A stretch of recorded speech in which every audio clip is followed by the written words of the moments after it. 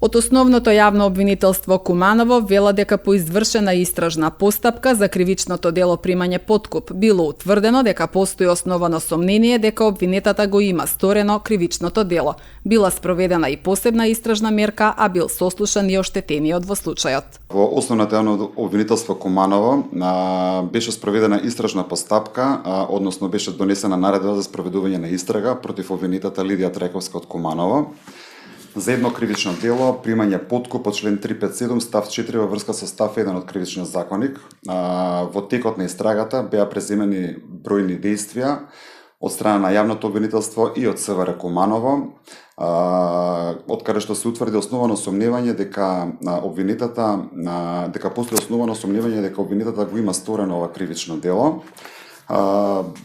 Исто така можам да кажам дека во рамките на истрагата беше сослушан оштетениот, односно лицето од кое обвинетата побарала подкуп, одреден паричен износ.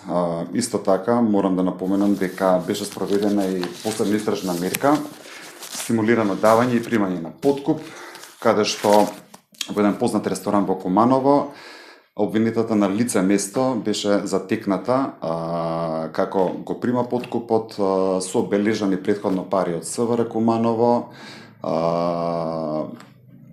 Во текот на истрагата, бидејќи се работи за сериозно кривично дело, каде што е запретена висока казна затвор, сметавме дека побаравме да биде определена мерка притвор како најстрога мерка за обезбедување на присуство, нешто што беше прифатено од страна на Основниот суд Куманово со неколку решенија, кои исто така беа потврдени од страна на Апелациониот суд во Скопје, заклучно со последното решение кое е од 10.1.2025 година, каде што се потврдуваат и нашите основи дека мерката притвор во оваа фаза на постапката како мерка за обезбедување е најцелисходна. Можам да напоменам дека од страна на судот до Основното јавно обвинителство Куманово беше доставено барање за мислење да се произнесеме по однос на замена на оваа мерката притвор со гаранцијата. Ние како јавно обвинителство дадовме негативно мислење во тој поглед, бидејќи сметавме дека се уште постојат основите за обезбедување на присуство со мерката притвор. И според моите последни сознанија, гаранцијата не е прифатена од страна на Основниот суд Куманово и мерката притвор останува се уште до правосудно завршување на кривичната постапка. Диспозиција на јавното обвинителство е што све ќе се преземе во рамките на истрагата. Сакам да кажам и да напоменам дека апсолутно беа преземени сите действија, сите потребни действија за да може да биде издржан обвинителниот акт. Судењето се уште не е почнато.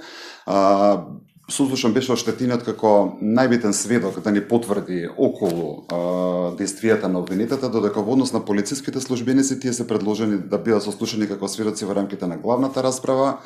Така да во оваа фаза од постапката сите материјални и вербални докази сметам дека се доволни да докажеме теоријата на јавното обвинителство пред судот, секако земајќи предвид презумцијата на невиност која треба сите да ја почитуваме, нели секој не е виновен се дека тоа не се докаже во правосудна судска постапка.